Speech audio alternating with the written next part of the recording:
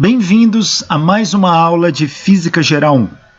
Dando continuidade à parte de colisões, na última aula nós discutimos as colisões elásticas, colisões parcialmente elásticas, colisões perfeitamente inelásticas. Falamos sobre coeficiente de restituição e vimos exemplos da conservação de energia na colisão perfeitamente elástica. Vamos fechar esse tópico agora. Vamos fazer mais alguns exercícios de fixação e mais uma discussão sobre essa parte e finalizá-la. Olha este problema aqui, ó. Um astronauta de 60 quilogramas, esse indivíduo aqui, está numa caminhada espacial para reparar um satélite de comunicação.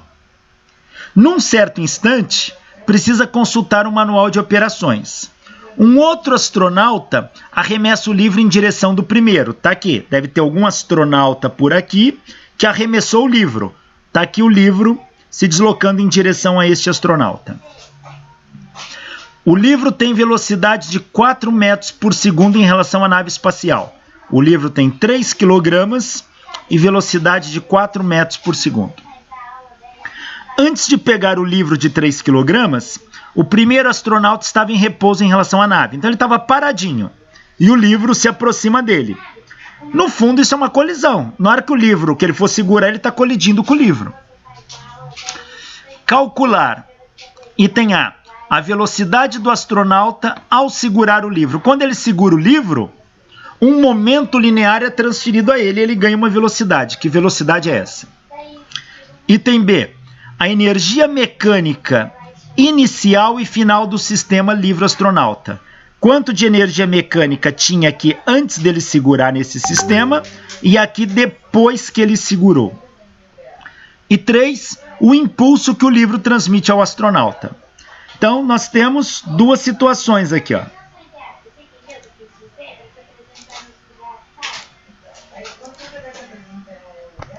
Essa é antes dele segurar.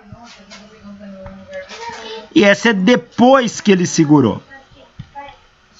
Então, tá bem separado aqui, o antes e o depois. Houve uma colisão aqui de alguma forma e esse sistema, livro mais astronauta, se deslocou. Então, vamos analisar. Item A, velocidade do astronauta segurar o livro.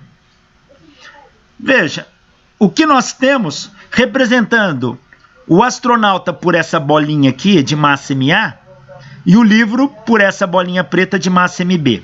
Aqui é a velocidade do livro. Aqui é a velocidade do astronauta. Antes do astronauta segurar, ele estava em repouso.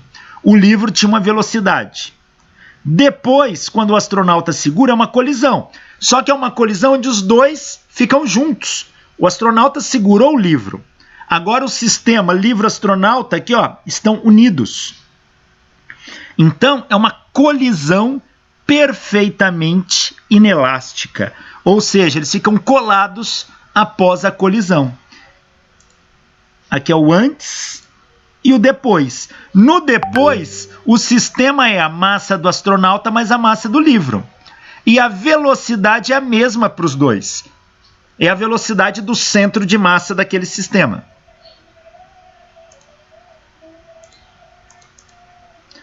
Então, podemos dizer que o momento linear antes da colisão é igual ao momento linear depois da colisão.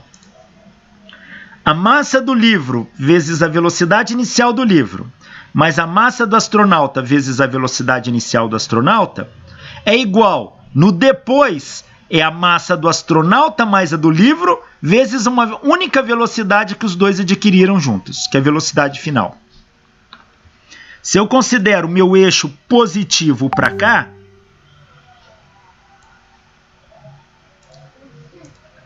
então eu vou ter, passa essa massa para lá, a velocidade final do sistema livro mais astronauta é a massa do livro, velocidade do livro, mais a massa do astronauta, velocidade do astronauta, dividido pela soma das massas, que nada mais é que a velocidade do centro de massa do sistema livro-astronauta.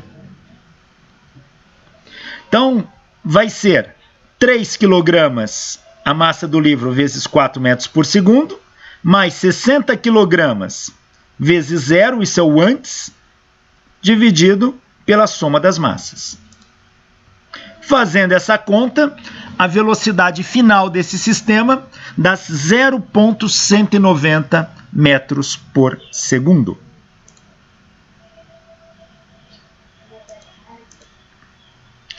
Item B.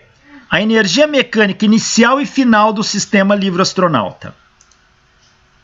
Bom, energia mecânica, a gente não vai falar em energia potencial, porque o potencial que eu escolher para o livro vai ser o mesmo para o astronauta, o referencial para a medida do potencial. Portanto, eles estão ao mesmo potencial. Como ele está no espaço, eu poderia pensar em potencial gravitacional. Como eles estão um mesmo plano de referência, não levo em conta energia potencial aqui. Então, a energia mecânica ela fica somente na energia cinética do sistema. Então, eu só tenho energia cinética. Então, a energia mecânica é a energia cinética do sistema, é o K do sistema. Quem é a energia cinética inicial?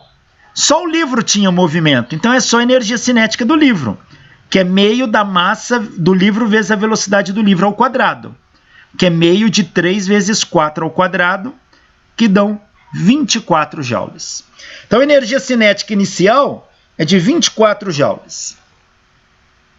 A energia cinética final do sistema é meio da massa do sistema, que é a massa do livro mais a massa do astronauta, vezes a velocidade do conjunto ao quadrado. Velocidade nós calculamos no item A, é 0,190 ao quadrado.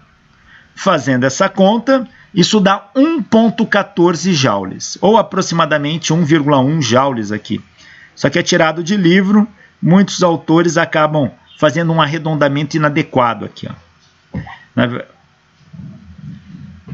Não é que ele seja inadequado no sentido dele estar errado, é que não precisa. 1,14 você pode trabalhar com uma boa margem. Mas está aqui, 1,14 joules. Repare uma coisa, era 24 joules no início, no final caiu para 1,14, esse sistema perdeu energia nessa colisão. E o impulso que o livro transmite ao astronauta. Impulso é a variação do momento linear. Então, o impulso do astronauta é a massa vezes a variação de velocidade do astronauta. A massa do astronauta é 60. A velocidade do astronauta, a variação de velocidade, era 0,190, que é a velocidade final, menos 0 a inicial. Então, esse é um impulso recebido igual a variação do momento linear dele. Fazendo essa conta, isso dá 11,4 kg/metro por segundo, ou equivalentemente, 11,4 Newton/segundo. Tá aí.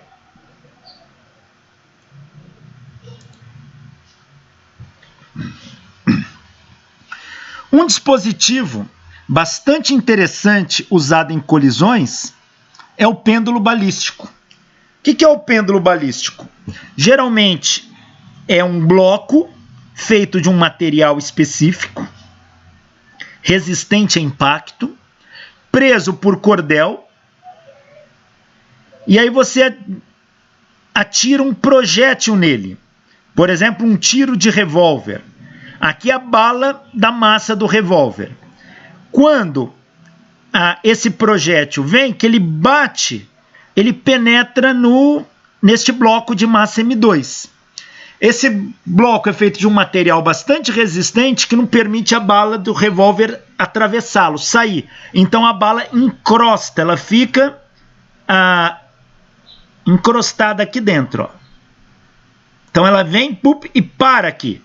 Mas é claro que ela transmitiu um impulso para este bloco. E esse bloco ganha uma velocidade para frente. Como ele está preso por fios, ele tende a girar aqui, ó. E esse bloco sobe até uma altura H. Para que serve isso? Você sabendo a massa do projétil de antemão, a massa do bloco de antemão e a altura que ele subiu depois do tiro, você consegue determinar a velocidade do projétil. Então, esse pêndulo balístico é utilizado em testes para medir a velocidade de saída de uma bala de revólver, por exemplo. E como isso funciona? Então, eu tenho uma bala de massa M1 e velocidade V1, a bala aqui na posição A. Ela vai penetrar no bloco que tem massa M2 e velocidade inicial 0.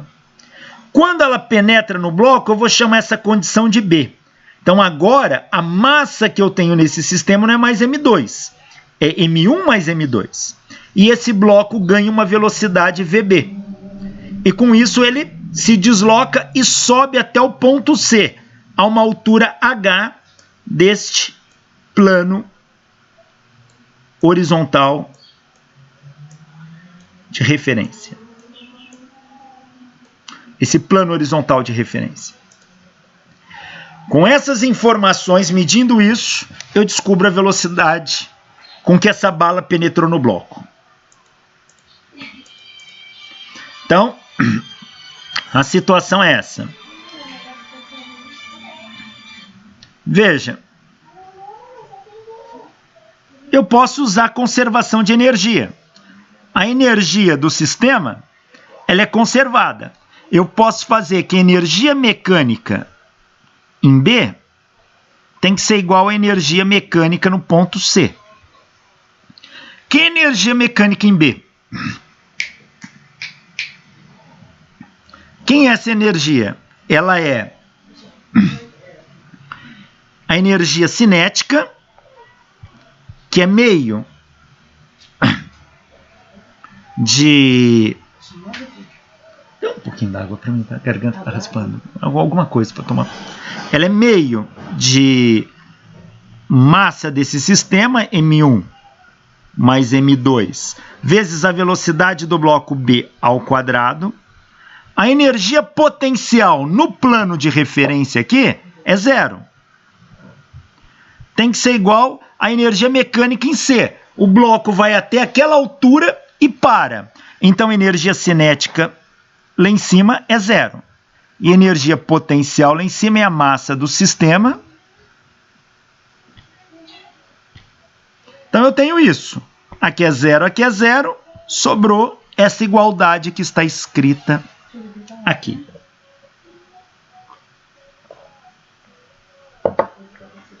Tá aí.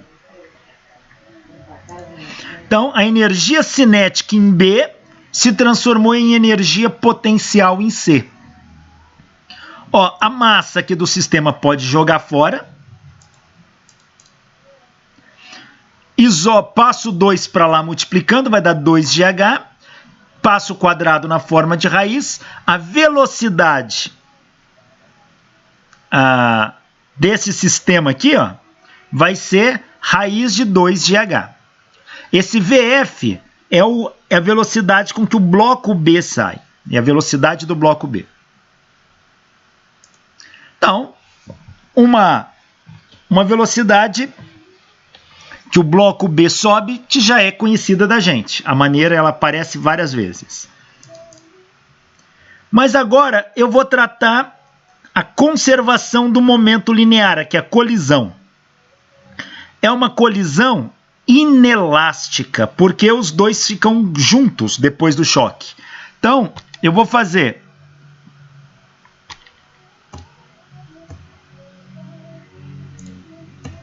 o momento linear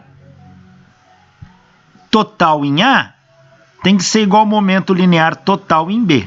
Então, agora estou analisando isso com isso.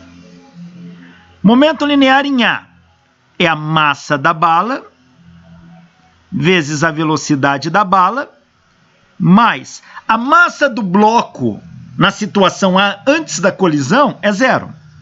Massa não, a velocidade do bloco. Portanto, o momento linear dele dá zero. Tem que ser igual.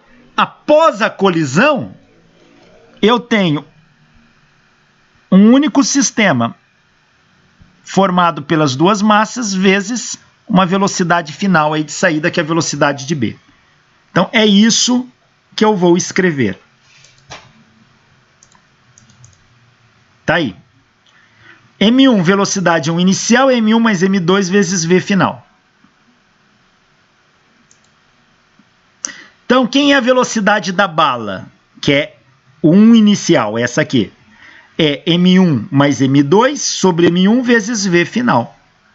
Bom, mas V final é dado por isso. Substitui aqui e nós teremos,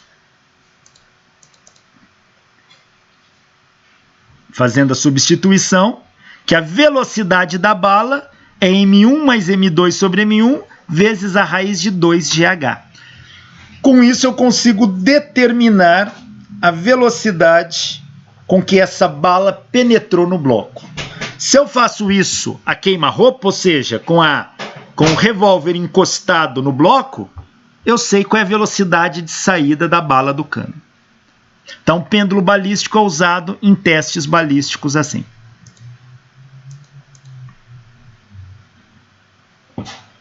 Olha este problema.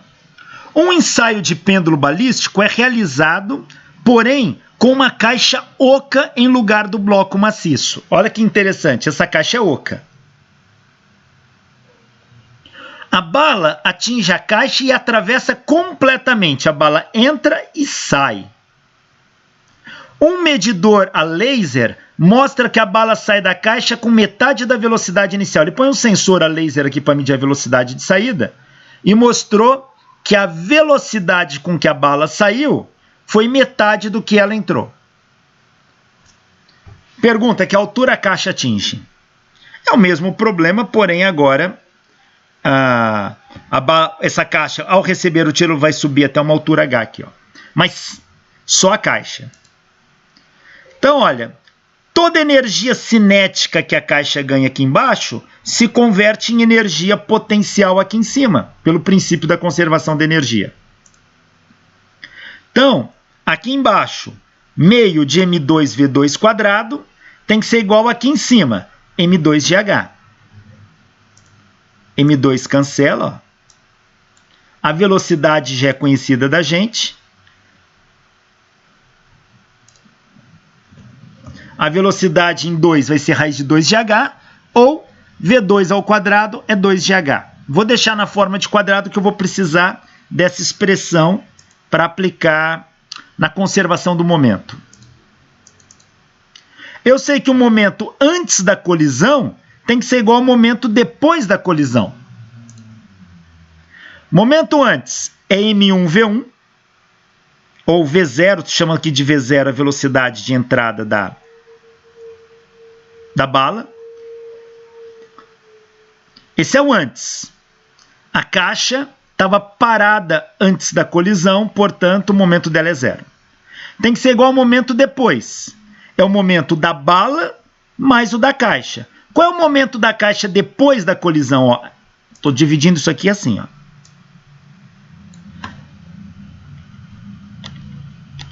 Aqui é antes.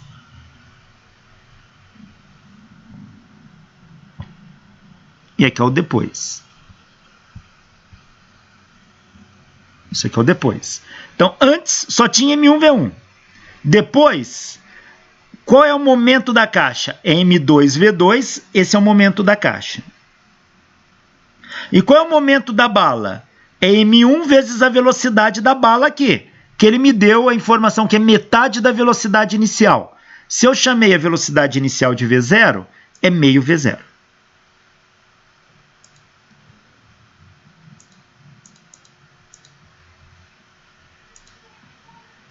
Então eu tenho essas duas informações, que o V2 ao quadrado é 2GH e M1V0 igual a M1 meio V0 mais M2V2.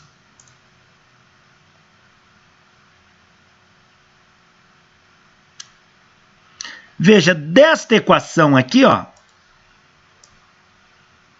eu posso tirar o valor de H.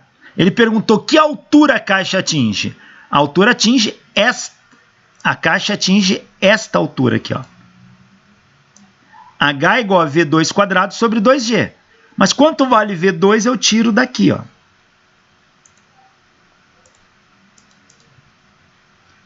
Ó. Aqui eu tenho M1V0, passa esse M1V0 sobre 2 para o lado de cá. Fica M1V0 menos meio de M1V0. Dá meio de M1V0. Passo o M2 para cá dividindo. O V2 dá M1V0 sobre 2M2. Pega esse V2, substitui aqui. Nós vamos ter que a altura que a caixa atinge é 1 sobre 2G, M1 sobre 2M2 V0 ao quadrado. Ou, se preferir, M1 quadrado, V0 ao quadrado dividido. Ó, 2 ao quadrado, 4 vezes 2, 8M2 ao quadrado G. Esta é a altura que a caixa atinge em função da massa da bala, da massa da caixa e da velocidade inicial da bala. Professor, enquanto a bala está se deslocando dentro da caixa, a caixa também não está se deslocando? Também. Mas a gente está desprezando, esse intervalo. Lembra que a gente está considerando uma colisão. E uma colisão ocorre num intervalo de tempo muito pequeno. Então, se esse tempo é tão pequeno, a gente joga fora. Se ela caminhasse um bom tempo dentro da caixa e a caixa subisse com a bala dentro por uma certa distância, teria que levar isso em conta. Mas isso é um fator intermediário, isso complica bastante o problema. Beleza. Tá? Então a gente lembra que quando se fala em colisão, tudo acontece naquele instante da colisão, é tudo muito rápido. Tá bom? É sempre essa a ideia de colisão. E a gente está considerando que a caixa... A gente está encarando a caixa como se fosse uma partícula, né? Não como um corpo extenso, né? É sempre uma partícula, exatamente. Tudo que nós estamos fazendo aqui é dinâmica de partícula. Claro que se essa caixa for muito grande, tiver oscilações e tudo mais, teria que levar tudo isso em conta. Mas, para uma caixa com uma massa bem densa, quando ela tem a massa densa de distribuição uniforme, o centro de massa está no centro dela. Se eu dou tiro alinhado com o centro, tudo se comporta como se fosse uma partícula. Então, para todos os propósitos práticos, isso acaba funcionando. Tá?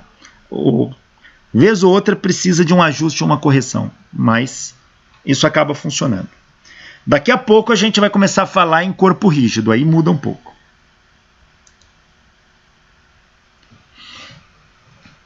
Colisões elásticas em 3 dimensões. Quando é que a gente considera colisões elásticas em 3 dimensões? Primeiro, quando um dos corpos, pelo menos um deles, é um corpo mais extenso. Ou seja, ele tem um tamanho. E aí a colisão não ocorre centro com centro, porque se eu tenho uma partícula 1 aqui e uma partícula 2 aqui, quando eu considero uma colisão, eu estou considerando que a colisão ocorre de centro a centro. Se eu tenho corpos de tamanho diferente, um corpo mais extenso que tem um tamanho, se a colisão não ocorrer exatamente no centro daquele corpo, eu vou ter efeitos diferentes, como neste exemplo da figura aqui, ó. Então, neste exemplo da figura, essa partícula de massa M1 vai colidir com um corpo de massa M2, ó. Só que não vai colidir com o centro do corpo que estaria por aqui, ó. Ela está colidindo aqui na borda, ó. Então, existe uma distância entre o ponto de colisão e o centro. Essa distância Bzinho aqui, ela é chamada de parâmetro de impacto.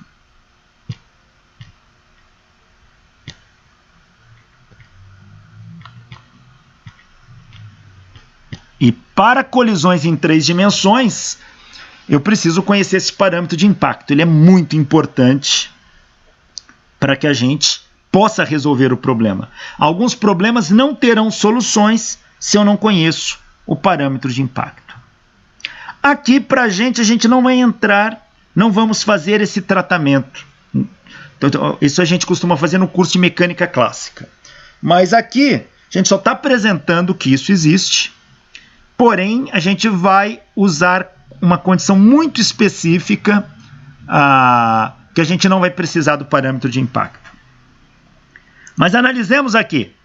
Esse corpo de massa M1 colide aqui a uma distância B do centro. O que vai acontecer? Esse corpo M1 transfere um momento linear para o corpo M2.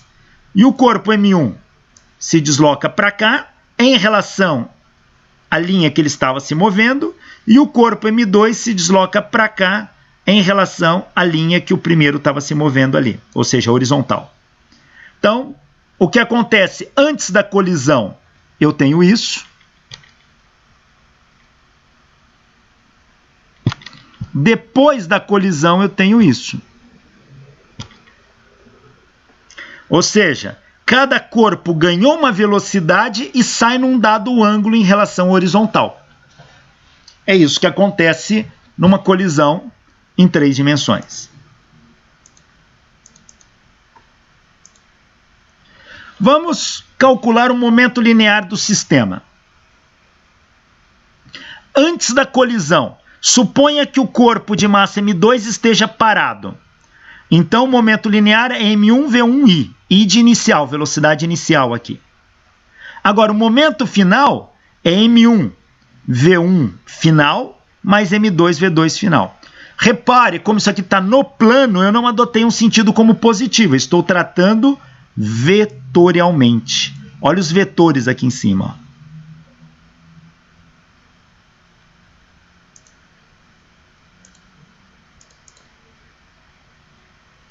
Só que agora eu vou decompor essas velocidades, para que eu não precise carregar essa notação vetorial. Veja, quem é V1 inicial? Ele está na horizontal. Então, vou medir tudo em relação à horizontal. Chamar de V1 inicial mesmo. Então, M1, V1 inicial, sem flechinha. Agora, quem é o V1 final? Repare que o V1 final é este cara aqui, ó. Eu vou decompô-lo nos eixos X e Y. Então, eu vou decompô-lo aqui, ó. No eixo X e no eixo Y. Quem é o V1 ao longo de X? É o V1 final cosseno θ. Então, aqui é V1 final cosseno θ. Essa é a componente X do V1 final. Isso aqui é o V1 final X. É a componente em X, é esse cara aqui, ó. E a mesma coisa eu vou decompor esse cara aqui, ó, a V2 final cosseno de θ. Esse V2 final é a componente 2 final na direção de X. Em outras palavras, esta sentença estou analisando no eixo X. Então, esta sentença aqui é a equação do momento linear ao longo do eixo X. E o eixo X, para mim, é horizontal. Agora, já que eu decompus o movimento em horizontal e vertical X e Y, eu vou analisar a conservação do momento no eixo Y. No eixo Y, agora, para um eixo Y aqui, ó, eu vou analisar. Então, eu vou ter uma componente em Y aqui. E vou ter uma componente em Y aqui, ó.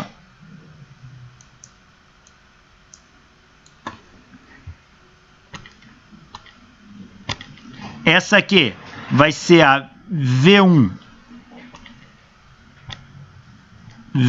final Y, e essa é a V2 final Y. Aí, antes da colisão, não tem componente em Y. Então, o momento antes da colisão é 0. Antes, eu estou analisando aqui para o eixo Y.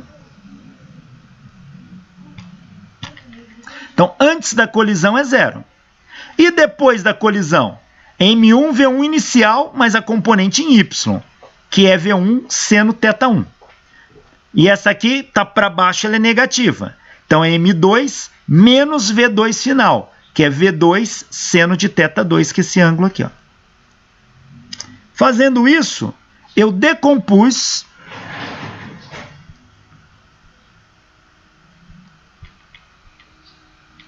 fiz a decomposição da conservação do momento linear nos eixos x e y. Ou seja, eu peguei a equação do momento linear, apliquei para o eixo x e para o eixo y. Então, eu tive duas equações de conservação de momento. Uma para o eixo x e outra para o eixo y. Estão aqui. Uma e a outra. Essa para o eixo x e essa para o eixo y.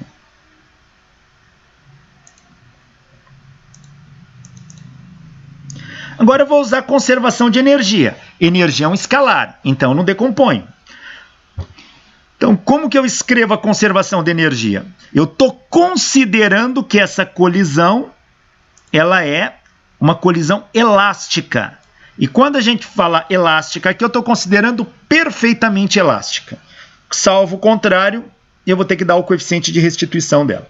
Então, estou considerando uma colisão perfeitamente elástica. Então, a energia se conserva.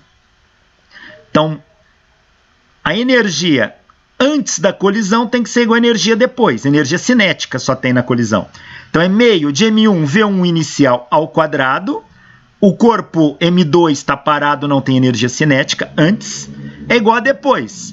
M1 V1 final ao quadrado mais M2 V2 final ao quadrado. Então, esse é o depois. E esse é o antes. Conservação de energia aqui. Bom, eu apliquei então para esse sistema conservação do momento linear e conservação de energia. Quando eu faço isso, veja quem são as variáveis que eu tenho nesse problema. Uma variável é a velocidade final 1. A outra é a velocidade final 2, que eu desconheço.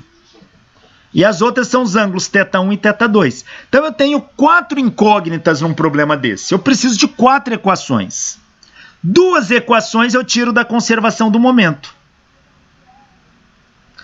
Tiro da conservação do momento. Através dessa e dessa. Tenho 2. A outra equação eu tiro da conservação de energia. Tenho 3, falta uma. A outra eu tiro através do parâmetro de impacto. E esse parâmetro de impacto em mecânica clássica a gente consegue mostrar que ele depende da velocidade dos choques e dos ângulos.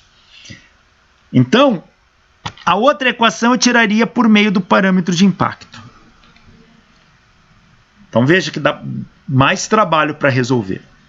Como a gente não tem... Aí entraria também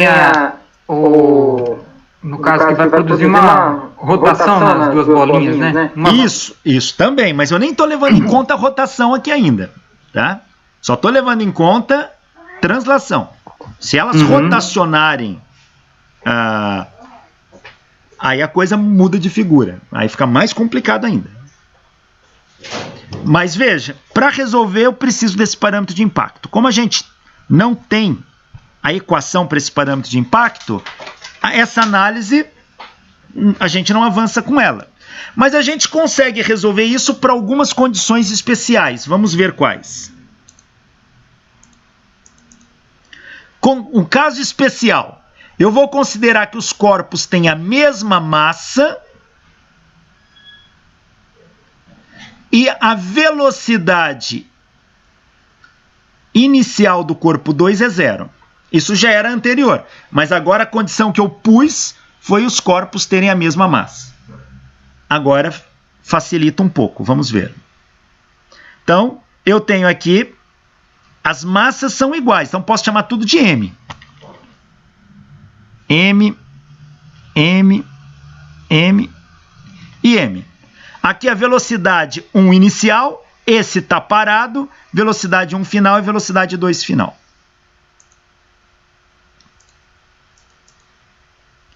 Então, o momento linear antes da colisão tem que ser igual ao momento linear depois. Então, aqui, esse cara está parado, não tem momento linear. Então, é só mv1 inicial. Esse é o momento linear antes. É igual ao momento linear depois. É mv1 final mais mv2 final.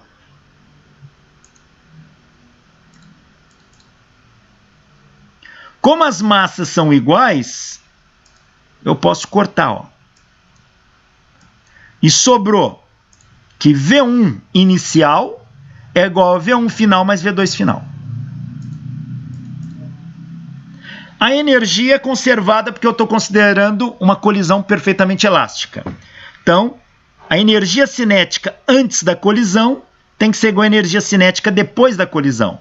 Meio de m V1 inicial ao quadrado é igual a meio de m V1 final ao quadrado mais meio de m V2 final ao quadrado.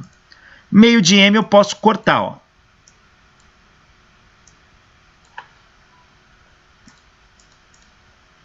Então, isso aqui sobrou V1 inicial ao quadrado igual a V1 final ao quadrado mais V2 final ao quadrado em módulo, ó.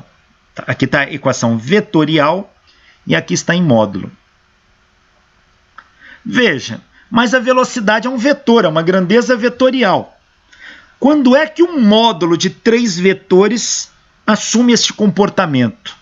Veja, isso aqui tem uma cara de teorema de Pitágoras. E se eu olhar para esses desenhos aqui, olha, se eu pegar este vetor, V1 final, desenhá-lo aqui. Este é o V1 final. O V1 inicial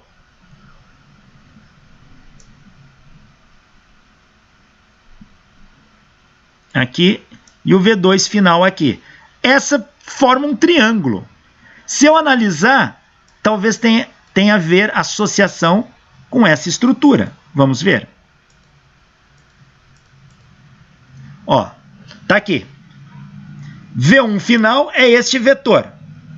O V1 inicial é este vetor.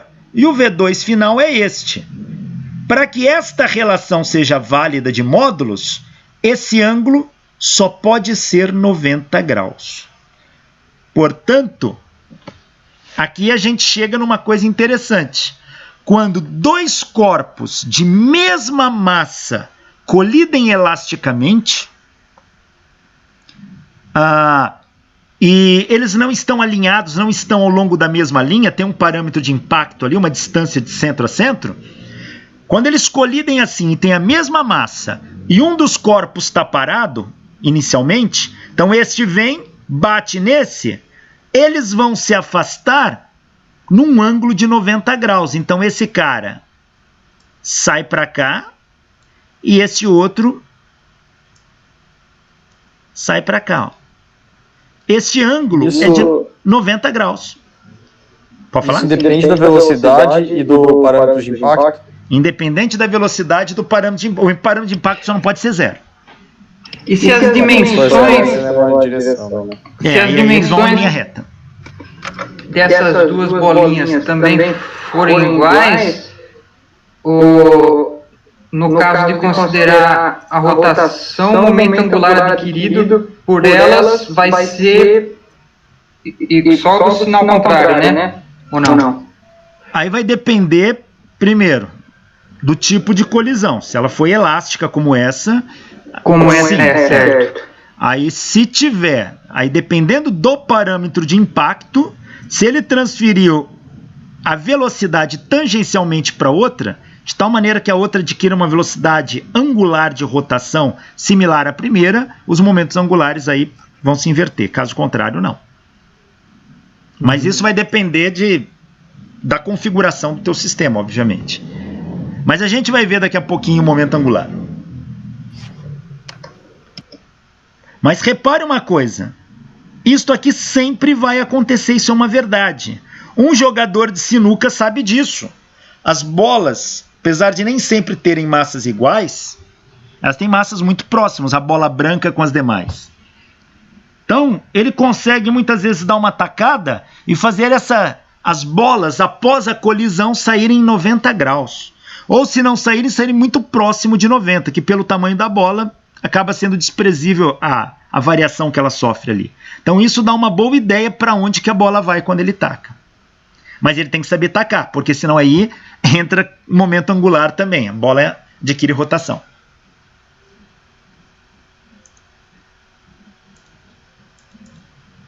Então isso é uma coisa bem interessante. Então nesse tipo de problema, a gente consegue relacionar através de um triângulo de vetores as velocidades. E isso, você conhecendo uma velocidade, conhecendo um ângulo de saída, você tira as outras velocidades e vice-versa.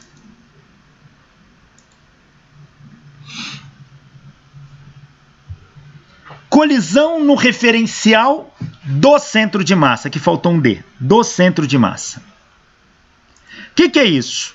Quando a gente mede colisão, a gente adota um sistema de referência.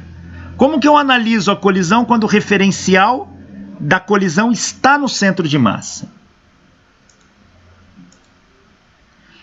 Veja, quando essa esfera menor se aproxima dessa esfera maior, ou a esfera maior se afasta da esfera menor, esse sistema tem um centro de massa.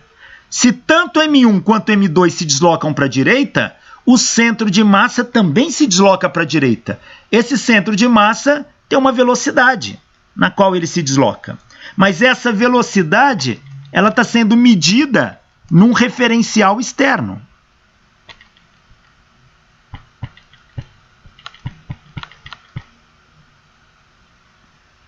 Agora, como que eu analiso, como que fica a velocidade desses corpos se eu colocar meu sistema de referência no centro de massa?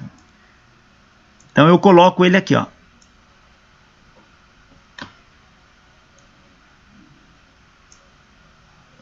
Se eu colocar meu sistema de referência agora, neste referencial do centro de massa, como é que eu analiso a velocidade dessas partículas?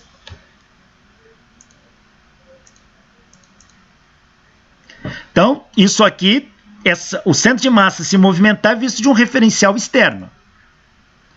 E de um referencial externo, a gente já calculou. A velocidade do centro de massa é M1V1 mais M2V2 sobre a soma das massas. Agora, como que é o referencial do centro de massa? Veja, o referencial do centro de massa também é chamado referencial de momento nulo. Por quê? A gente já viu que um corpo, um sistema se movimentando, o momento linear total do sistema é dado pela massa vezes a velocidade do centro de massa. Massa vezes a velocidade do centro de massa. Se eu coloco meu referencial no centro de massa, qual é a velocidade do centro de massa no referencial do centro de massa? É zero. Então, se o meu referencial está no centro de massa, essa velocidade é zero, do centro de massa. Então, ele é também chamado de referencial de momento nulo. Porque se eu coloco zero aqui, o momento linear dá zero. E é claro que se eu fixei meu referencial no centro de massa, ele está parado.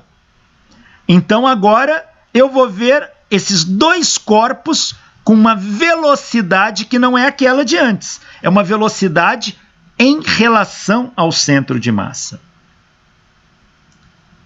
Professor, mas o centro de massa ele se desloca, né? Se os corpos se deslocam. Pergunto para você, Um corpo está parado ou está em movimento? O corpo está em movimento. Não, um corpo qualquer. Como que você define se ele está parado ou está em movimento? Tá, beleza. Depende do referencial. E se eu escolho, se eu colocar meu referencial no centro de massa, o centro de massa está parado. Ok. É como você falar um carro na rodovia está parado ou está em movimento. Se eu colocar o referencial no carro, ele está parado. O motorista em relação ao carro está parado. Entendeu? Então, quando eu fixo meu referencial aqui, ó, meu sistema de referência é este, aqui está fixo. Então, esse cara está parado. Quem eu vou ver se movimentar vão ser as duas esferas.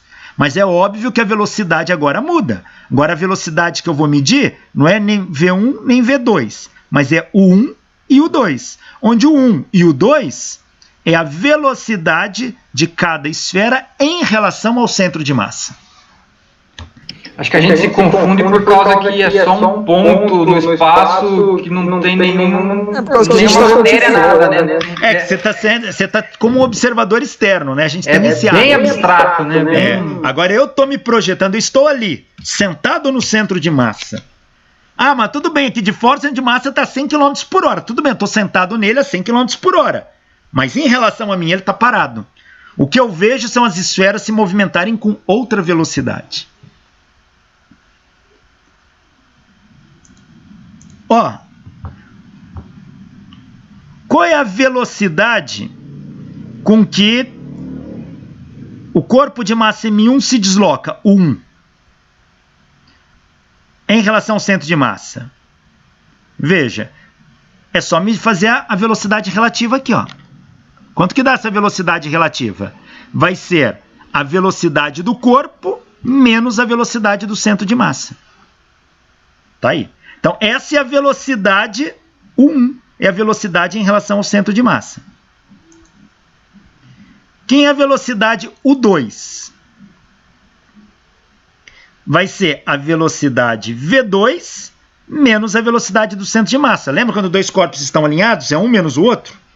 Então, é V2 menos a velocidade do centro de massa. Então, essas são as velocidades medidas no referencial do centro de massa. Como que a gente analisa a colisão? Às vezes, o problema fica mais fácil quando você analisa a colisão do referencial do centro de massa. Por exemplo, este problema nós já resolvemos a aula passada. Eu falei que eu iria resolvê-lo de novo. Esse problema, depois voltem o vídeo, tá lá. A gente já resolveu ele usando conservação do momento direto. Agora eu vou resolvê-lo utilizando o referencial do centro de massa. Então, ó, calcular as velocidades finais da colisão elástica, uma colisão elástica aqui, entre o corpo de 4 kg, movendo-se para a direita 6 metros por segundo, com outro corpo de 2 kg, movendo-se para a direita 3 metros por segundo.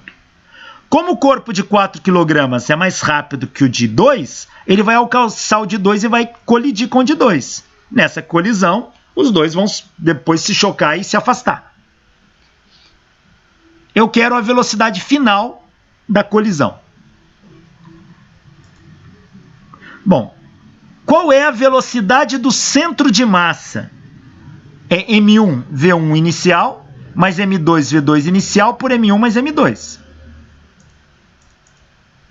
Fazendo essa conta, é 4 vezes 6, mais 2 vezes 3, dividido por 4 mais 2. Fazendo essa conta, a velocidade do centro de massa desse sistema em relação ao observador externo é de 5 metros por segundo.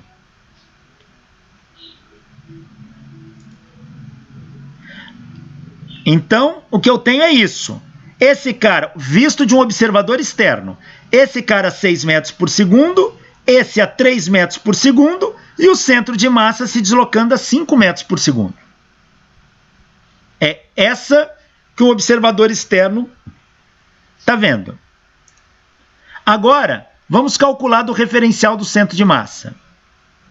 Quem é a velocidade U1 inicial em relação ao centro de massa?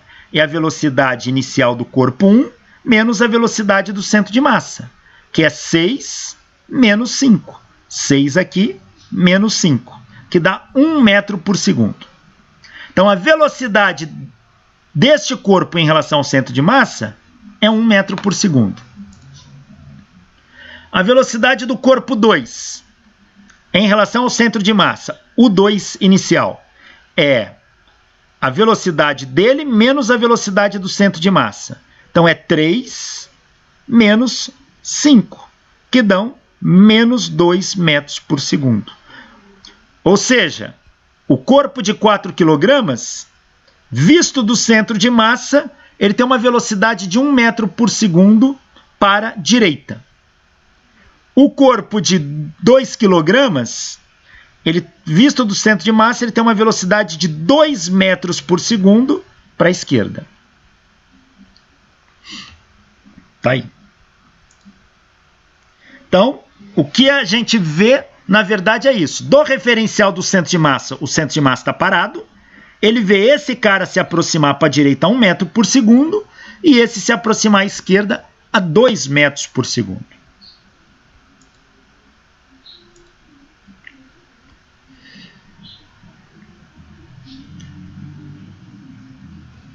Então veja o que vai acontecer agora.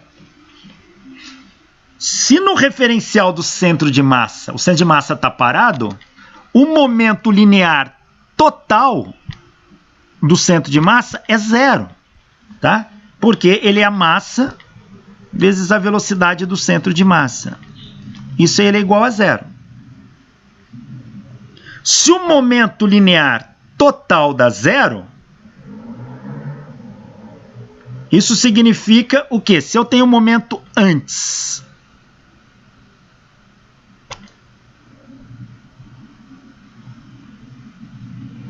tem que ser igual ao momento depois?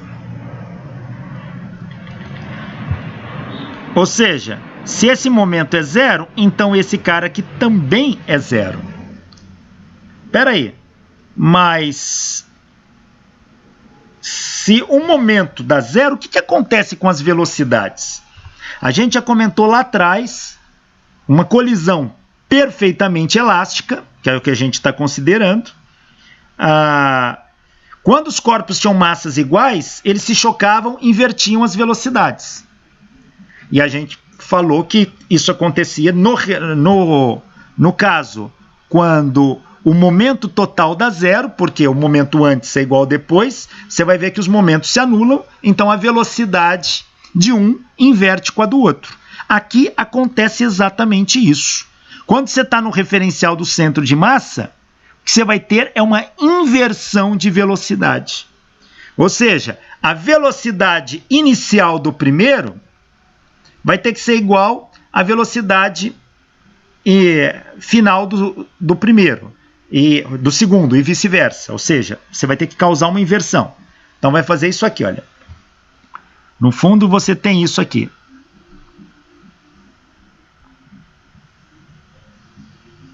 M1, V1. Vamos escrever assim.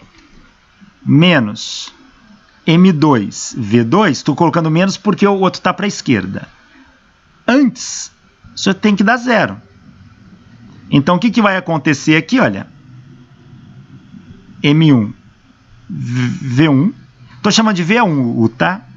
Tem que ser igual a M2, V2. Ou seja, o momento deste em relação ao centro de massa tem que ser igual ao momento desse.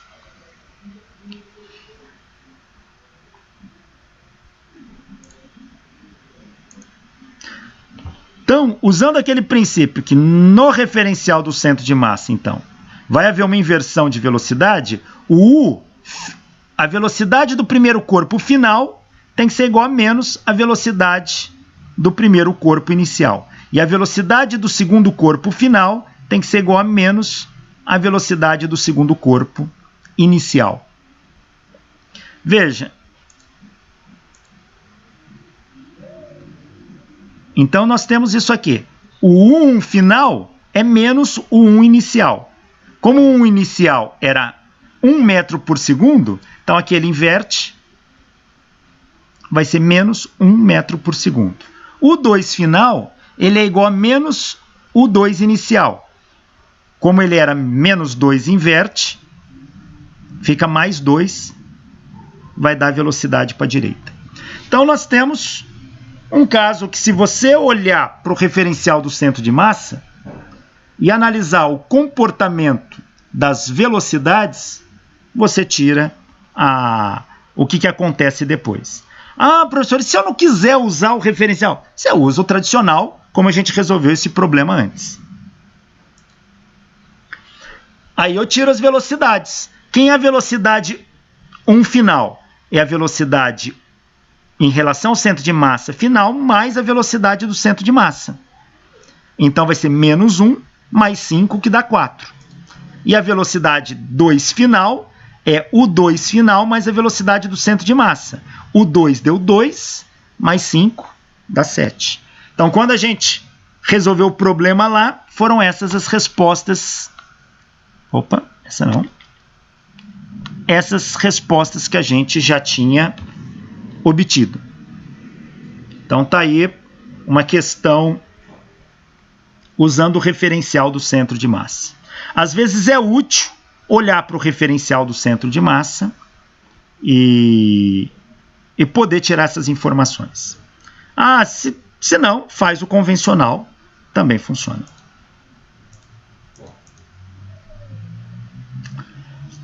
Bom, com isso, a gente fecha esse assunto de colisões, tá? De conservação de momento, impulso. E agora nós vamos entrar numa fase final da mecânica, que é uma parte muito importante. A gente vai começar a falar de corpo rígido e vamos falar de rotação, principalmente rotação em torno de um eixo fixo. Então, o assunto a partir de agora é rotação de um corpo rígido em torno de um eixo fixo.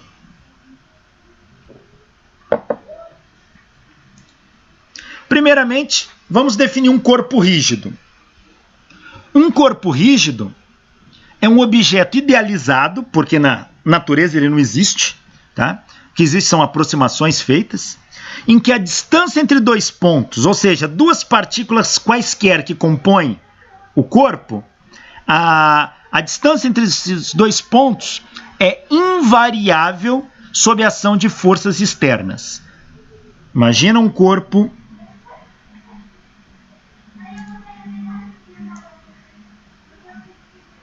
aqui. Pega dois pontos, pego este ponto do corpo e pego este ponto do corpo. Esses dois pontos estão a uma distância fixa, dada por isso aqui, ó. Posso aplicar força, posso movimentar o corpo, fazer o que eu quiser.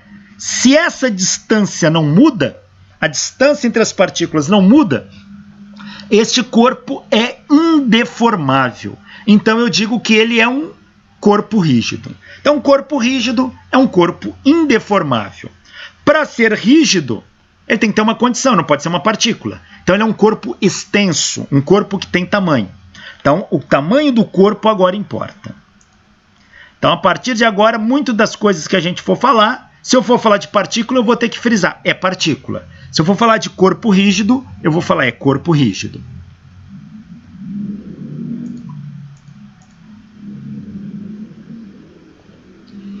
Imagine um corpo rígido. Esse azul aqui é um corpo rígido. Imagine que ele rotacione. O que é rotacionar? Você gira o corpo em torno de um eixo. Um ponto do corpo que estiver naquele eixo não tem rotação. Todos os demais pontos descrevem arcos de circunferência de mesmo ângulo. Então, quando eu pego um corpo assim e permito com que ele rotacione em torno desse eixo, o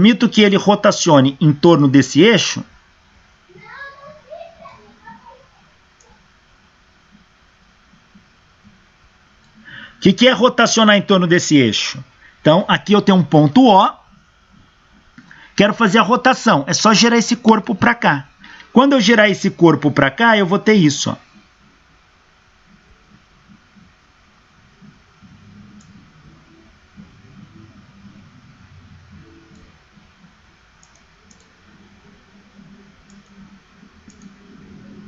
Eu vou ter isso.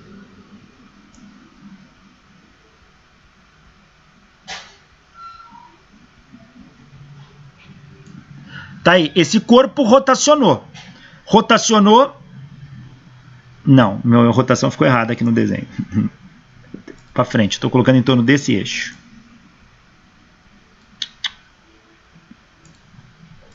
Tá aqui.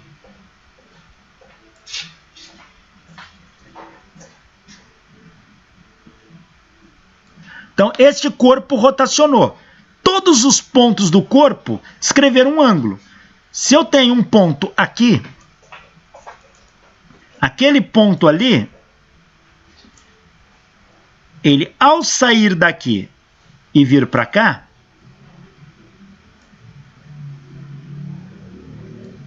ele descreveu este ângulo aqui, ó. Este ângulo. Este ângulo é θ.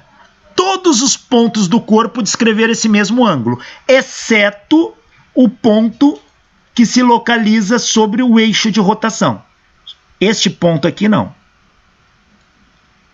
Deixa eu fazer uma bolinha ali.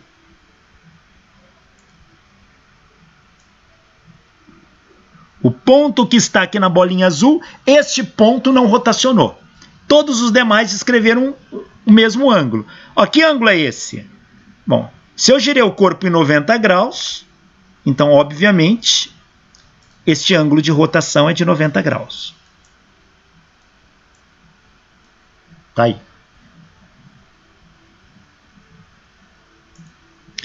Então, se eu pegar esse corpo azul, tratá-lo como um corpo rígido, indeformável, coloco um sistema de coordenadas cartesianas xy. E eu vou supor que o meu eixo de rotação é perpendicular a esse corpo e passa pelo ponto O. Então, seria o eixo Z desse sistema de coordenadas aqui, ó. Seria o eixo Z aqui, ó. Então, todo esse corpo vai girar em volta do eixo Z. Eu não vou mostrar o eixo Z. Vou colocar isso só de frente, tá? Então, só vou mostrar de frente, mas você sabe que todo esse sistema está girando em torno do eixo Z. Então, tá aqui.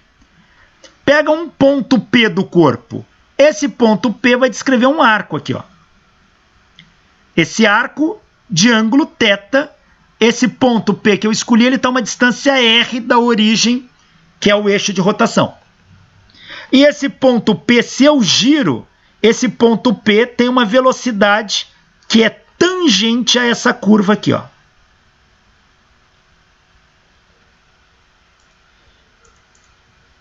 Com isso, com essas informações em mente, eu consigo analisar rotações. Bom, vou pegar um outro desenho. Para medir a rotação, eu tenho que ter uma linha de referência. Eu traço uma linha e vejo quanto que o meu ângulo aumenta em relação àquela linha.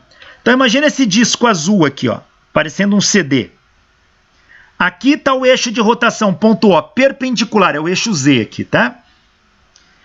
Traço uma linha de referência. Giro esse cara para cá. Então, pego um ponto P qualquer, esse ponto P vai deslocar daqui até aqui, por um ângulo θ. Esse ponto P está a uma distância R do eixo de rotação. E ele descreve um arco de comprimento S. Quanto que vale esse ângulo? O ângulo é o comprimento do arco dividido pelo raio. Essa é a definição de ângulo em radiano. Ângulo em radiano é o comprimento do arco dividido pelo raio. Então, quando eu pego esse arco de comprimento S e divido pelo raio R, eu tenho esse ângulo em radiano.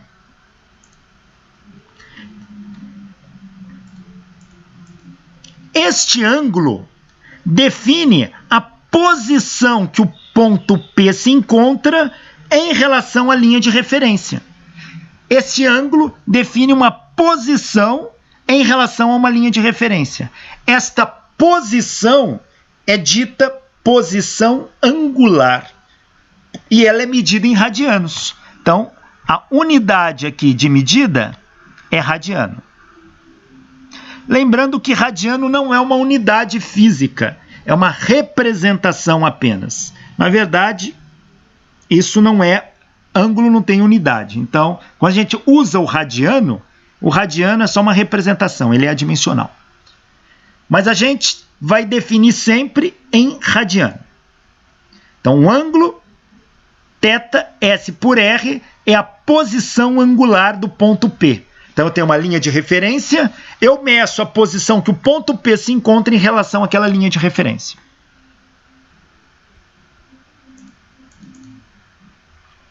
Ora, se esse ponto P sai daqui e vem para cá,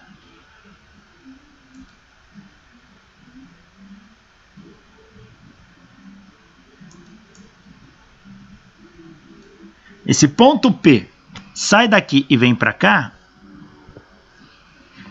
o raio R dele não mudou, pois ele está ao longo da mesma circunferência. Então, ele tem o mesmo raio R. Só que agora, ele tem um novo ângulo medido em relação à linha de referência. Ele tem um novo ângulo. O novo ângulo medido agora é esse aqui, ó. Esse ângulo eu vou chamar de θ final. E o primeiro, θ inicial. Então, a posição angular P variou. Tive uma variação de posição angular. Eu tive um delta θ, que nada mais é que o θ final menos o θ inicial. Isso é uma variação de posição angular.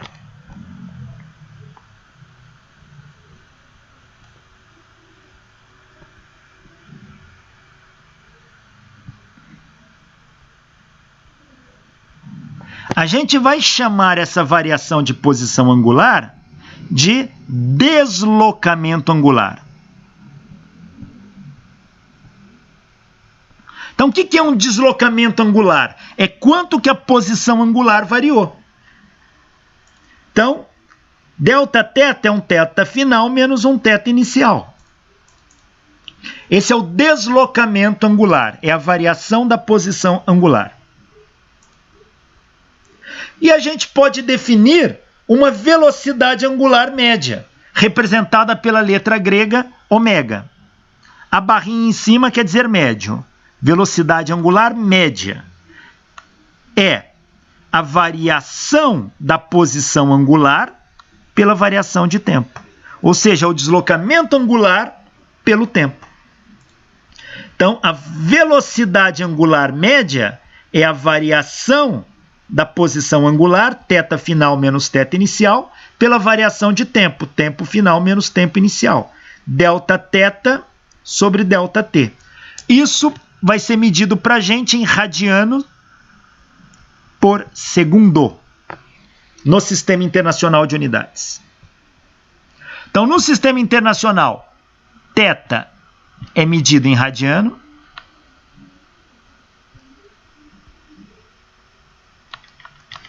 e a velocidade angular média em radiano por segundo.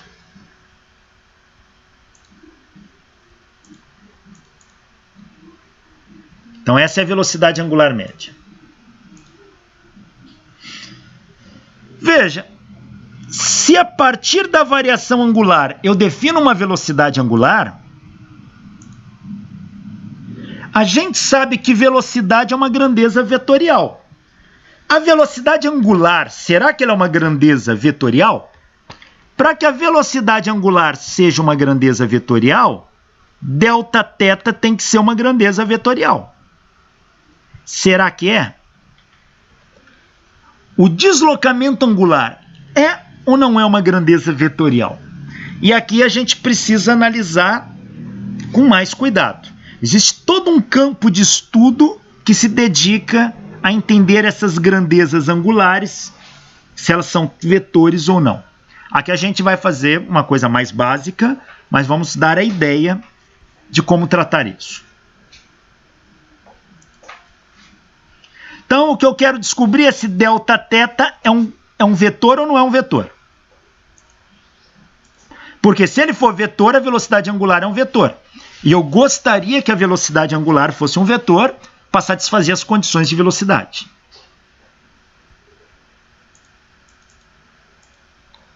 Veja, quando é que alguma coisa é um vetor?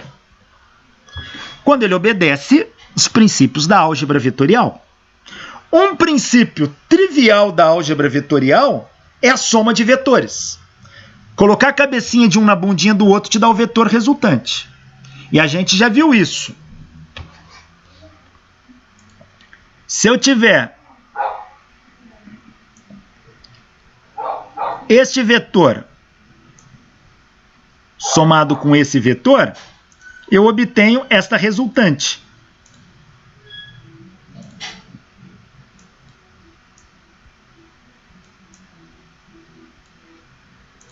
Fazendo aqui paralelogramo. Eu tenho essa resultante. Esse aqui, por exemplo, é o vetor A. E esse é o vetor B. A com B é esse cara aqui, ó. Eu somando A com B, me dá a resultante. Mas e se eu somar B com A? Pega a cabecinha do B e enfia na bundinha do A. Como é que fica? Se eu pegar a cabecinha do B e enfiar na bundinha do A daqui, ó. Quem é a resultante? Este cara aqui, ó.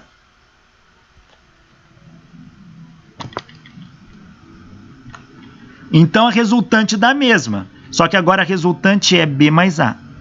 E é o mesmo vetor. Então, a gente sabe que A mais B é igual a B mais A. Isso funciona para vetores. Para ser um vetor, tem que obedecer a esta propriedade. Vetores obedecem à propriedade comutativa. Comutativa. O vetor A mais o vetor B tem que ser igual ao vetor B mais o vetor A. Se deslocamento angular for um vetor, e deslocamento angular é uma rotação, então se rotação for vetor, uma rotação em torno de um eixo mais uma rotação em torno de outro eixo, se eu inverter as ordens, ela tem que ser igual. Se satisfizer essa condição, muito provável é um vetor. Vamos analisar aqui. Olha aqui, vamos fazer essa análise aqui. Olha esse livro. Ele está com eixo x, y, z nele. Eu vou causar duas rotações nesse livro. Primeiro, eu vou girá-lo no sentido horário, em 90 graus para a direita, em torno do eixo x. Está vendo aqui? Vou girar em 90 graus em torno do eixo x. Então eu pego este cara aqui e giro para cá. Puf! Virou isso. Então girou, ele ficou assim. Girei em 90 graus no sentido horário em torno do eixo x. Agora eu vou girar em 90 graus em torno do eixo z. Quando eu girar em 90 graus em torno do eixo z, ele vai para lá e vai ficar assim. Então, isto aqui é resultado de duas rotações. θ1 mais θ2. Onde θ1 foi 90 graus em torno do eixo x e θ2 90 graus em torno do eixo y. Tá? E o resultado final foi esse. Vamos voltar para a condição inicial. Volta para cá. Agora eu vou inverter a ordem das rotações. Eu vou girar primeiro 90 graus em relação a z e depois 90 graus em relação a x. Será que eu obtenho a mesma condição final para o livro? Vamos ver. Gira primeiro ele em 90 graus em torno de z, que foi essa segunda condição aqui. Quando eu giro, ele vem para cá. Ó. Fica assim. Agora eu giro em 90 graus em relação a x, que foi esta primeira condição. 90 graus em relação a x, no sentido horário. Puf, caiu aqui. Então agora aqui o que eu fiz foi θ2, que é 90 graus em relação a z, mais θ1, que é 90 graus em relação a x. O resultado foi esse. E esses resultados são nitidamente diferentes. Nitidamente diferentes. Portanto, θ1 mais θ2 é diferente de θ2 mais θ1. Aquilo que funciona com vetores não funciona para rotações. Então, o deslocamento angular não é uma grandeza vetorial. Por quê? Porque ele não obedece à propriedade comutativa da álgebra vetorial. E para ser um vetor, obrigatoriamente tem que obedecer isso. Para ser um vetor, tem que obedecer alguns princípios. Esse é um dos fundamentais. E a gente viu que rotação não obedece. Mas agora, eu vou fazer um truque aqui, ó. Vocês vão achar uma tremenda sacanagem, mas funciona. Eu não vou causar uma rotação de 90 graus, nada disso. Até esquece esses valores que estão marcados aqui, ó.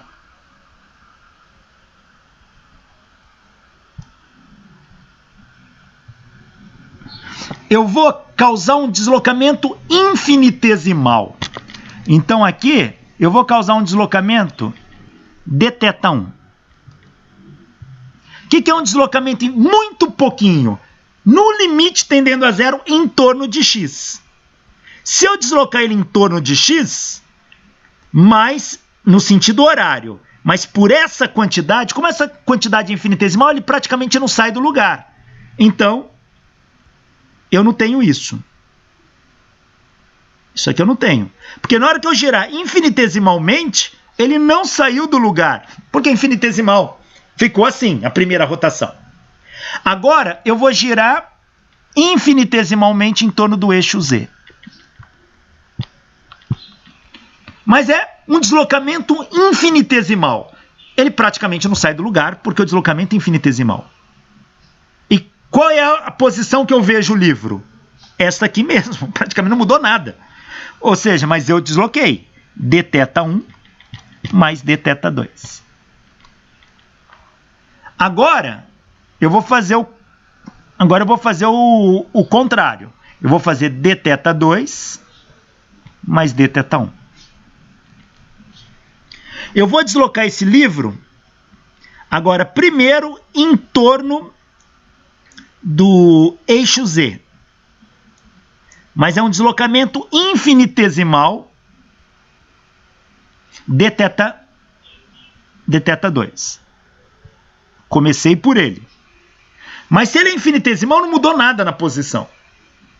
Agora eu vou causar um deslocamento infinitesimal em torno do eixo X, dθ1. Como é infinitesimal, também não mudou quase nada. O livro continua praticamente na mesma posição. E se eu olho, esse deslocamento causou este efeito. Esses deslocamentos causaram esse efeito e exatamente o mesmo. Variou em infinitésimos. Portanto, eu não percebo qualquer diferença entre os dois. Então, eu posso dizer que essas relações são iguais. Ou seja, esta soma é igual a essa. Fala, pô, professor, que tremenda sacanagem fazer isso, você não saiu do lugar? É, mas claro que existe todo um processo algébrico mais detalhado para mostrar isso. Mas o que eu estou induzindo vocês é que, enquanto o deslocamento angular Δθ não é vetor, o deslocamento infinitesimal dθ é vetor. Olha que coisa interessante. Então a rotação passa a ter propriedades mais específicas. Então, quando eu trabalhar com rotações infinitesimais, eu estou tratando de vetores. Valores médios, não.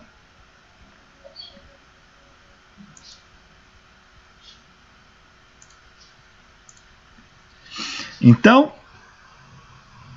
resumindo, Δθ não é vetor. Mas dθ é vetor. Se dθ é vetor, ele é um vetor diferente. Ele não é um vetor como aqueles que a gente estava habituado. Vão ter nomes na literatura para tratar disso. Pseudo-vetor,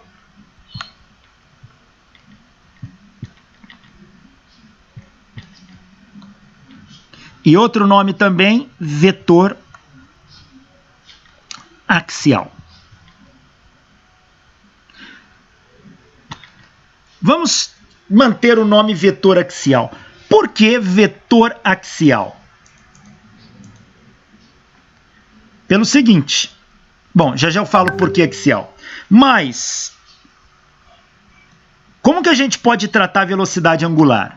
Velocidade angular média não é delta θ sobre ΔT? Isto não é vetor. Mas no limite eu posso calcular o limite de Δθ sobre ΔT com ΔT tendendo a zero, me dá dθ dt. E isto aqui passa a ter características de vetor. Esse vetor é dito axial. Tem toda uma teoria de vetores adequada para isso. Por que que ele é axial? Apesar da rotação estar ocorrendo aqui, ó, a rotação está ocorrendo aqui, a gente considera o eixo desse vetor, a direção dele, perpendicular ao plano de rotação. Então, o vetor velocidade angular, que é a velocidade angular instantânea, ele é perpendicular ao plano de rotação. Está aqui. E a gente considera, se a rotação for no sentido anti-horário, ela é positiva.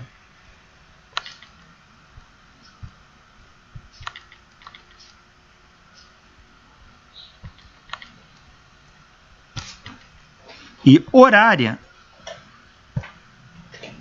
negativa. O vetor velocidade angular instantânea está representado aqui. Neste exemplo de rotação, essa rotação ela é anti-horária. Então, esse vetor é positivo. Então, a gente representa ele ao longo do eixo de rotação. Está aqui. Ao longo do eixo de rotação. E a gente usa, para definir esse vetor, a regra da mão direita. Coloca sua mão direita com o dedão paralelo ao eixo de rotação. E move a mão no sentido que ela fecha, no mesmo sentido da rotação. O seu dedão vai estar apontado no sentido do vetor velocidade angular. Se ele girar no sentido horário, aqui eu vou ter que inverter a posição da minha mão para definir. Então, eles são ditos axiais porque eles não estão no plano de rotação onde a gente analisa, mas ele está perpendicular ao plano ao longo do eixo de rotação, daí o nome axial. Mas é um vetor, tá? Se vocês aprofundarem em teoria de vetores, vocês vão ver todas essas classes de vetores, para poder chegar em tensores. Mas temos aqui um novo tipo de vetor, um vetor axial, o vetor velocidade angular e também o vetor deslocamento angular. O vetor deslocamento angular também está para cá, ó. Tá? Um dθ. Tá aí. Velocidade angular instantânea, ela é uma grandeza vetorial, é um vetor axial dado por dθ dt.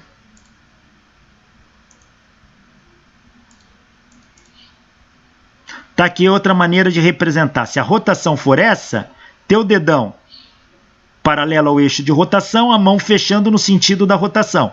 O teu dedão aponta o sentido do vetor velocidade angular. Se for para cá, também.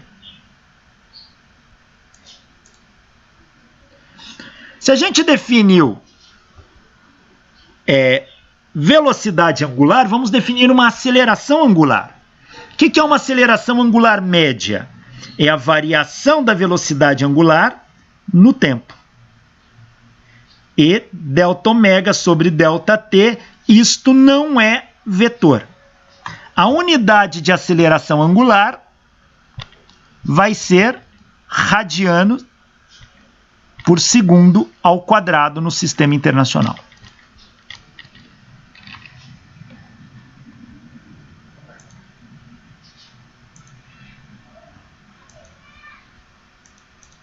Mas no limite, eu vou ter uma aceleração angular instantânea, que é a derivada da velocidade angular no tempo. E este pode ser tratado como um vetor, porque eu estou trabalhando com variações infinitesimais aqui, ó.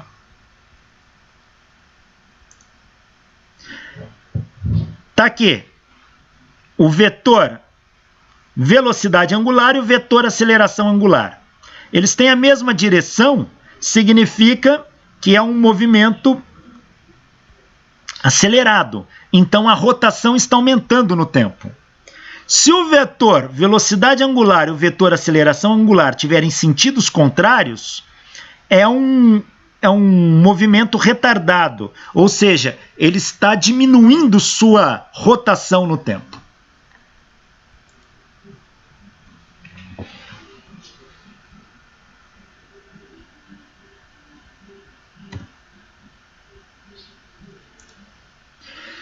Existe uma relação entre grandezas lineares, que é aquelas que andam em movimento retilíneo, e grandezas angulares. Vamos ver qual é essa relação. Bom, se a posição angular é S sobre R, S é o arco aqui, ó.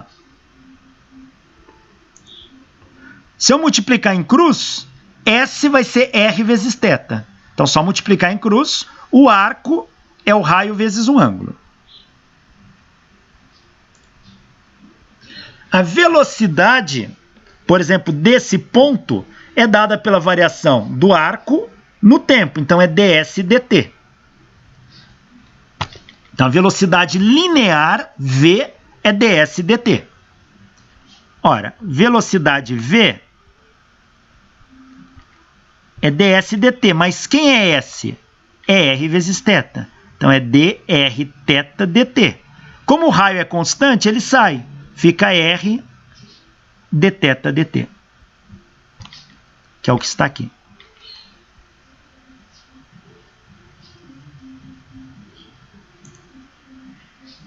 Então, se a velocidade é r dθ dt, mas dθ dt é velocidade angular. Então, a velocidade linear é igual ao raio vezes a velocidade angular. Ó.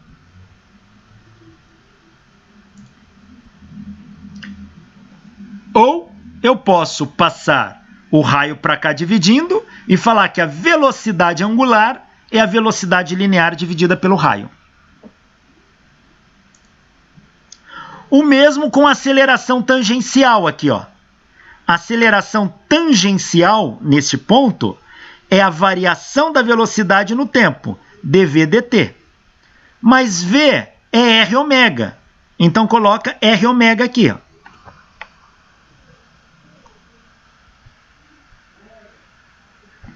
O r é constante, sai da derivada. Aí vai ficar isto aqui, ó. R d ômega dt. R d ômega dt. Mas a derivada da velocidade angular no tempo é a aceleração angular. Então, a aceleração tangencial é R vezes a aceleração angular. E daqui eu tiro que a aceleração angular é a aceleração linear dividido pelo raio. Então, olha, três relações importantes aqui, ó. O deslocamento, ou a posição angular, é a posição linear dividida pelo raio. A velocidade angular é a velocidade linear dividido pelo raio. A aceleração angular é a aceleração linear dividida pelo raio. Então, eu tenho uma relação que eu posso generalizar. Com base nessas três, eu posso afirmar que uma grandeza angular é uma grandeza linear, ou seja, escalar, que está em uma dimensão, dividida pelo raio. Uma grandeza angular é uma grandeza, aqui no lugar de escalar fica melhor, linear, dividida pelo raio. Uma grandeza angular é uma grandeza linear dividida pelo raio. Então, com isso, a gente pode converter grandezas lineares em angulares agora. Por exemplo, no movimento circular uniforme. Estou pensando, por enquanto, na partícula. Eu vou usar essa relação. Angular é igual a escalar sobre o raio. Qual é a equação do movimento retilíneo uniforme? O escalar aqui em linha reta, é o linear. Qual é a equação do movimento retilíneo uniforme? X igual a x0 mais vt. Agora, se o corpo está descrevendo uma circunferência de raio r com uma velocidade constante,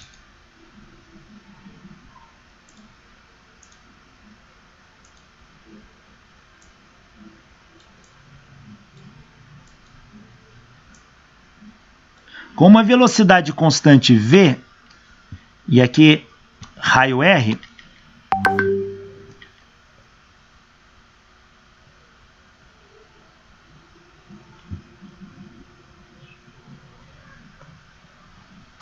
em um raio r, ora, se a velocidade é constante, eu posso tratar como se fosse um movimento retilíneo uniforme. Se eu dividir pelo raio, eu vou ter a equação do movimento circular uniforme. Então, basta pegar esta equação e dividir pelo raio.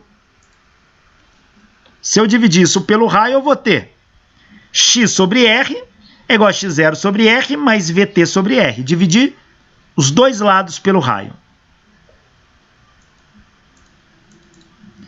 X sobre r é deslocamento angular, final.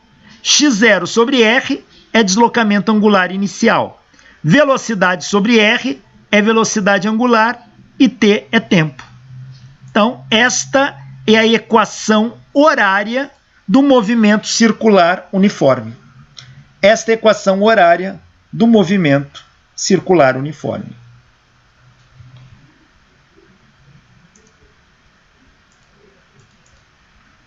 Para o movimento circular uniformemente acelerado, a mesma coisa. Não vou ficar repetindo termo a termo. É só pegar a equação linear do movimento linear e dividir pelo raio. Então, olha aqui. Se eu pegar esta equação, dividir tudo pelo raio, V igual a V0 mais AT dividido pelo raio, me dá ômega igual a ômega 0 mais alfa T. V pelo raio dá ômega.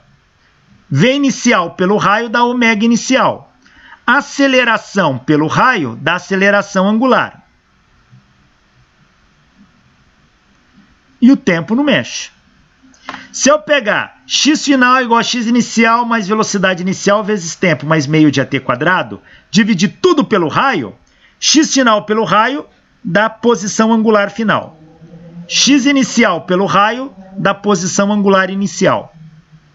Velocidade inicial pelo raio dá velocidade angular inicial. Aceleração pelo raio dá aceleração angular.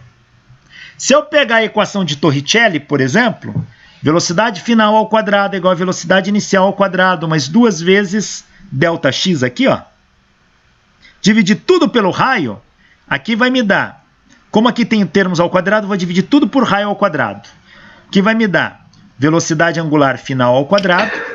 Ô, professor, esse x está sendo medido em torno da volta da circunferência, no caso. Isso. Você pode considerar um caminho. Certo. Tá? Uhum. Mas veja, o que nós estamos fazendo é muito mais uma associação entre o movimento linear e o movimento rotacional. Tá? Para você ver que as equações são similares.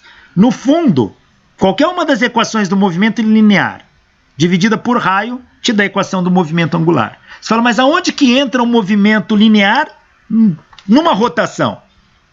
Você pode considerar aqui assim, ó, como eu fiz agora há pouco. Tá? Este corpo tem uma velocidade linear v aqui, ó. A gente teria que dividir também pela constante, o 2π, não teria também? Não. Para dar... Não, aqui não. Você está só trabalhando com a equação. Tá? Que é 2π? 2πr é a volta toda. Se eu considerar a volta toda. Mas se eu considerar um trecho de comprimento x aqui, ó, tá? Associado a esse trecho de comprimento x, eu vou ter um ângulo θ aqui, ó. E um raio r. Quem é esse ângulo? É o comprimento do arco dividido pelo raio pela definição de radiano. Tá? Ora, mas se nesse trecho eu pego ele pequeno bastante para considerá-lo retilíneo, então nesse pequeno trecho eu posso escrever isso.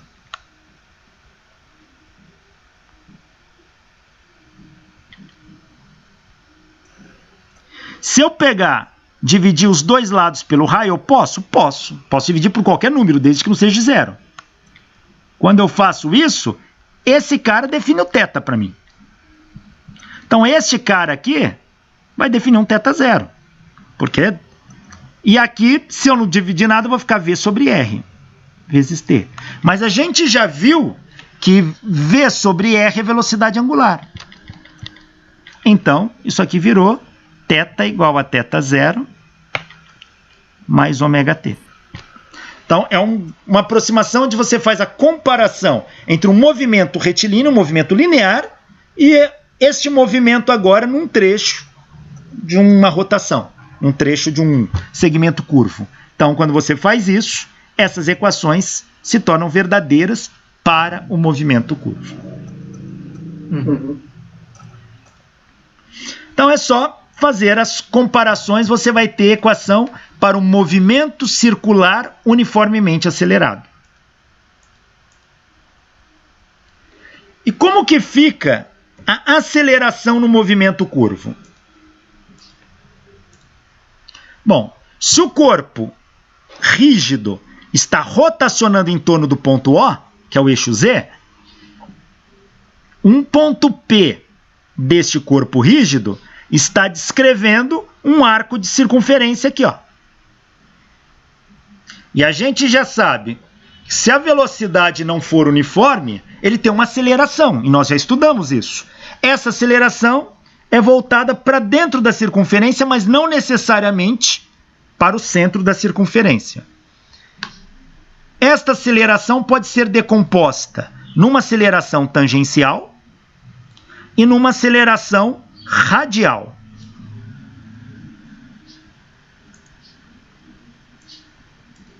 E quem é a aceleração total? É a soma da aceleração tangencial mais a aceleração radial. A tangencial é que é tangente à curva, radial que está ao longo do raio da curva. A aceleração radial, ela aponta para o centro da curva, então ela é centrípeta. E nós já vimos que a aceleração centrípeta é v² sobre r. Deduzimos isso lá atrás.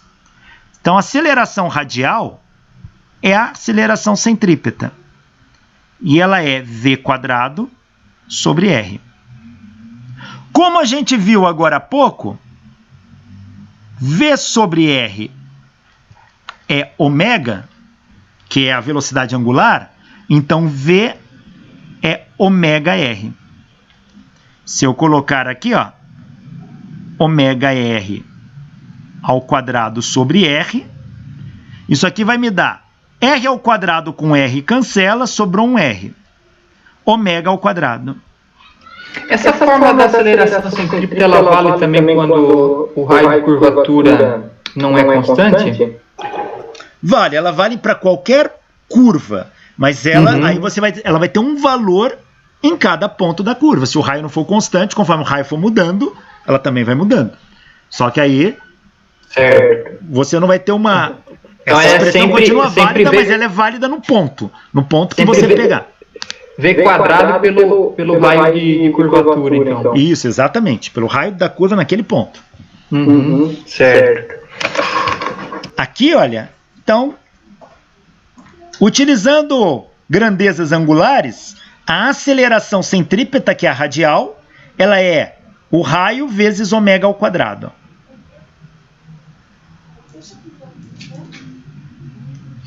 Quem é a aceleração total em módulo? Ela é a raiz quadrada da aceleração tangencial ao quadrado mais aceleração radial ao quadrado. Espera aí, mas a aceleração angular, ela é a aceleração tangencial dividido pelo raio. Então, a aceleração tangencial é a aceleração angular vezes o raio. Eu vou substituir isto aqui, ó. E eu vou substituir isto aqui. Então vai ficar aceleração tangencial ao quadrado é alfa r ao quadrado, r quadrado alfa quadrado. Aceleração centrípeta ao quadrado é r ômega ao quadrado, que é r quadrado mais ômega quarta. R ao quadrado mais ômega quarta. Se eu colocar o r quadrado em evidência, isso aqui vai me dar r que multiplica a raiz quadrada de alfa ao quadrado mais ômega quarta. Ou seja, a aceleração linear do sistema é o raio de curvatura vezes a aceleração vezes a raiz quadrada da aceleração angular ao quadrado mais a velocidade angular à quarta potência.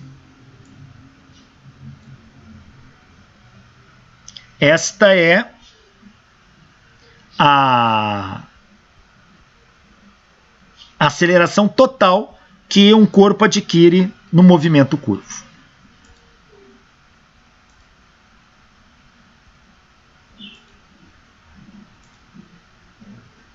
Olha esse exercício aqui, ó. Um disco compacto parte do repouso e atinge 500... Aqui não é ver, né? Aqui está errado. Deixa eu corrigir aqui, senão... Vixe, foi para lá atrás.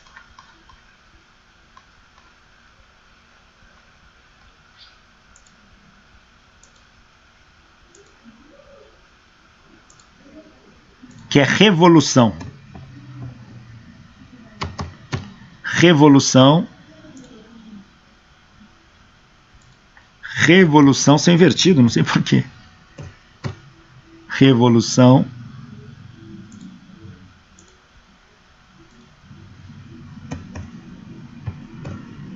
Revolução.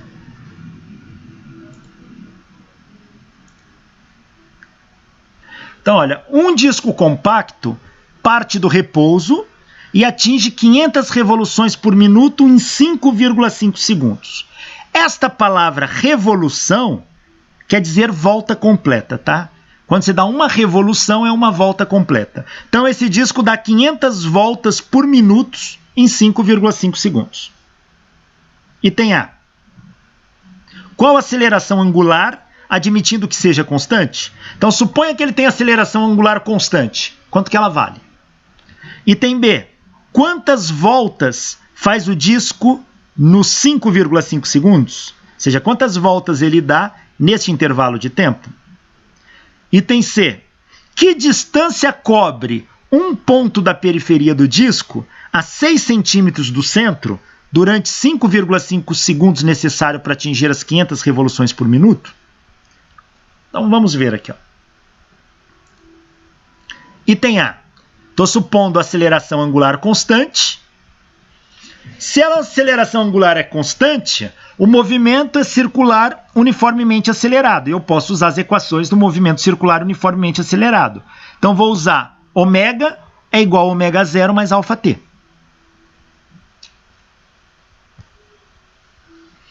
Ômega zero, ele parte do repouso, então a velocidade angular inicial é zero. V mais alfa t, só sobrou alfa t aqui, ó. Então, quem é alfa? É a velocidade angular pelo tempo. Velocidade angular, 500 revoluções por minuto, dividido pelo tempo de 5,5 segundos. Bom, então a primeira coisa que eu preciso fazer aqui é converter essas 500 revoluções por minuto aqui em radiano por segundo, porque eu estou trabalhando com aceleração angular, porque quando ficar radiano por segundo, resposta vai me dar radiano por segundo ao quadrado. Então aqui a gente tem que já estar habituado, só colocando um lembrete aqui, olha.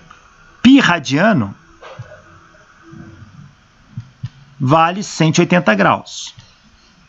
2π, 360 graus. Então, olha, se eu tenho... O que é revolução? É volta. 500 voltas. Uma volta vale 2π radiano. Então, multiplico por 2π radiano, para me dar o total em radiano. E converto minuto em segundo. Fazendo esta conta, que eu fiz aqui, multipliquei por 2π radiano, e estou convertendo 1 minuto para segundo. São 60 segundos. Fazendo a conta, a aceleração angular deu 9,52 radianos por segundo ao quadrado. Esta é a aceleração angular deste disco compacto. B. Quantas voltas faz o disco nesse intervalo de tempo? Bom, a aceleração angular dele é 9,52 radianos por segundo ao quadrado. Posso usar a equação do movimento circular uniformemente acelerado. Posso usar essa aqui.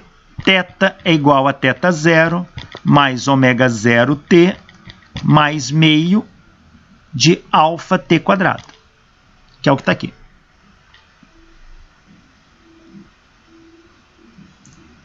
Passo θ0 para o outro lado, fica θ menos θ0, é ômega 0t mais meio de alfa t quadrado.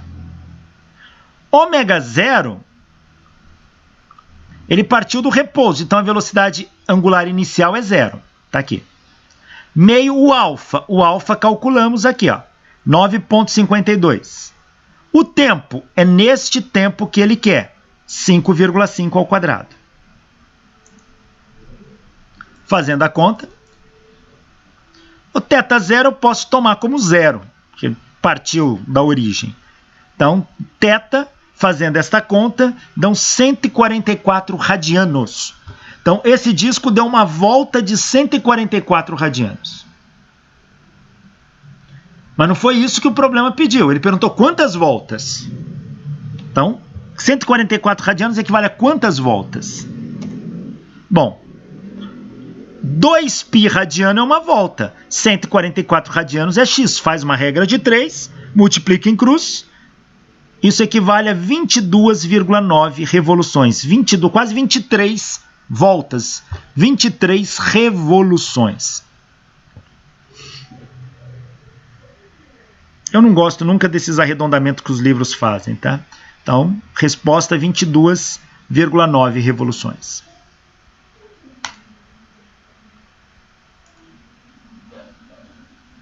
E o item C. Que distância cobre um ponto da periferia do disco a 6 centímetros do centro durante os 5,5 segundos necessários para atingir 500 revoluções por minuto? Então você tem o disco aqui. Aqui está o centro dele. Eu tenho um ponto aqui na periferia. Esse ponto está a uma distância aqui, olha, de 6 centímetros do centro. Quando esse disco der todas as voltas ali, pergunta que distância que esse pontinho andou aqui, ó. Essa é a pergunta.